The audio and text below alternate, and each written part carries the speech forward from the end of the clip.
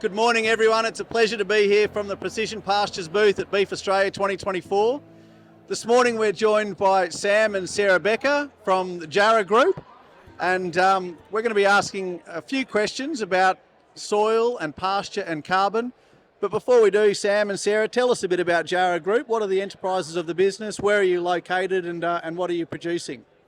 Well, firstly, thanks for having us, Hamish. It's great to be at Beef 2024.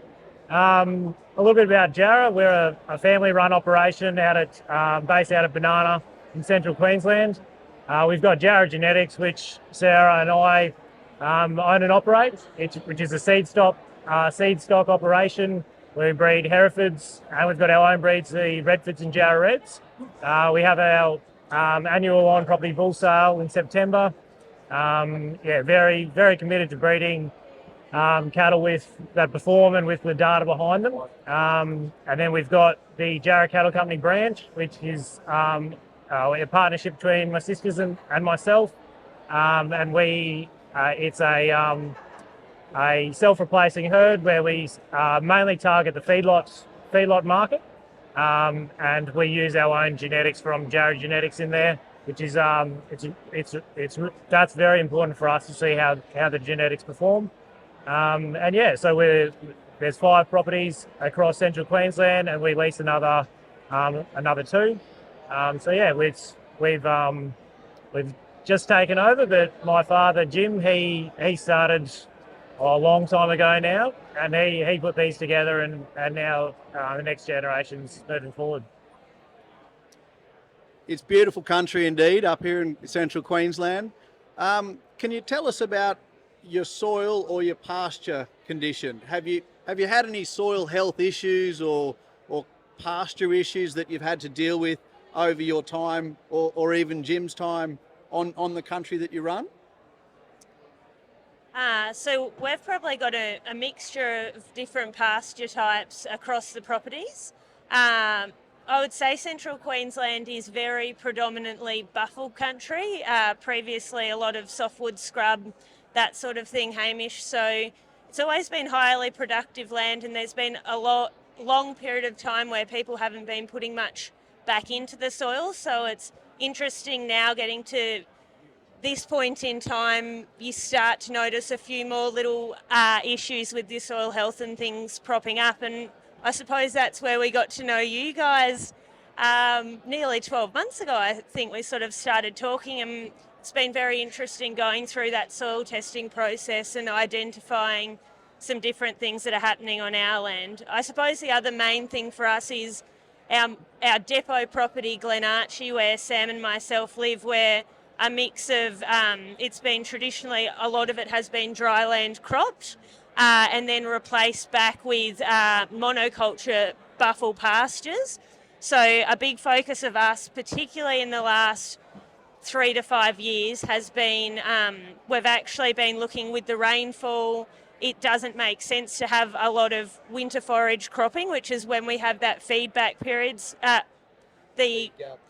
period. So we're looking to try and maximise that with improved pastures and really capitalise on having a great body of dry matter come the end of the wet season. So we're right to get through winter and keep turning off cattle, sort of thing. So I suppose back to the soil health part of that, being cropped country that presents with its own conglomerate of soil health issues, which we're also working on addressing and getting that nutrition right so we can get those pastures established the way we want to from the get-go. Well done.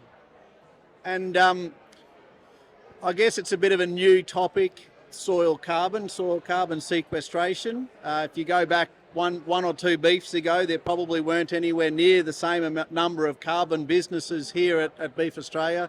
Tell me, have you thought much about the soil carbon or the carbon industry? Where does that whole subject sit with you? Are your customers talking about it? What are you thinking of doing? I think Sarah will know more about this than I will, but probably as an operation, I guess we probably have the mentality of what's the future hold. We are selling to a consumer. They're the ones who we need to be eating our product of beef.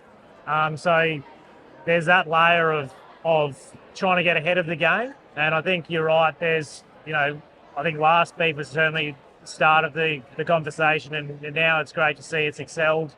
But from an operation, for us, it's how can you be ahead of the game?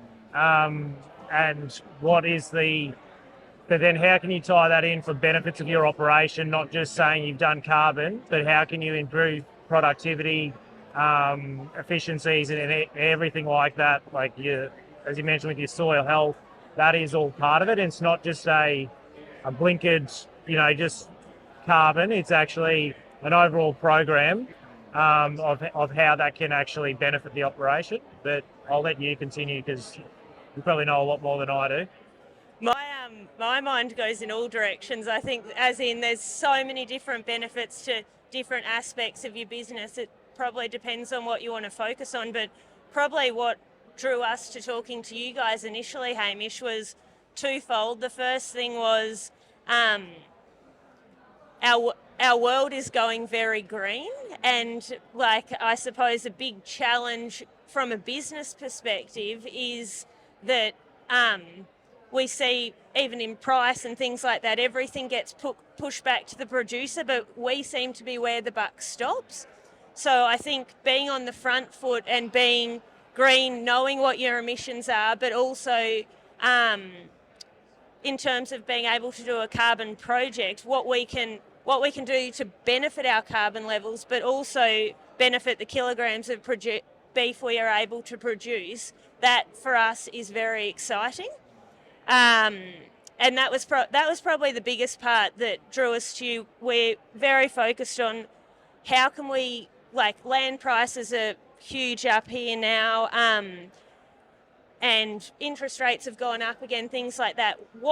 How can we manage our land and our businesses better to get more off what we've got, sort of thing. So I suppose there's the diversity side to it, there's a sustainability side to it in terms of the business, and there's also that productivity side to it with being able to produce more kilograms of beef. So as I said, my mind goes everywhere, but there's all those things have huge benefits for the business, short and long term. And we have a little daughter now, and we're looking to want to be able to create something she can come back to, and the same with Sarah and Rob. They've got families, and so it's exciting trying to look forward and what we can do and how we can do it better. Very, very well answered. It's certainly a common theme for this beef, and particularly coming from the post-farm gate customers or part of the supply chain. They're in some respects leading the discussion a bit about carbon, and as we've talked about a lot, we are very keen to see that the producers who are doing the work to actually sequester carbon or monitor and manage that carbon, that they are the primary beneficiaries of that carbon in the supply chain. Well, thank you both very much for coming along to the interview, and enjoy the rest of Beef Week. Thanks, We'll catch you around. Thanks, Abby.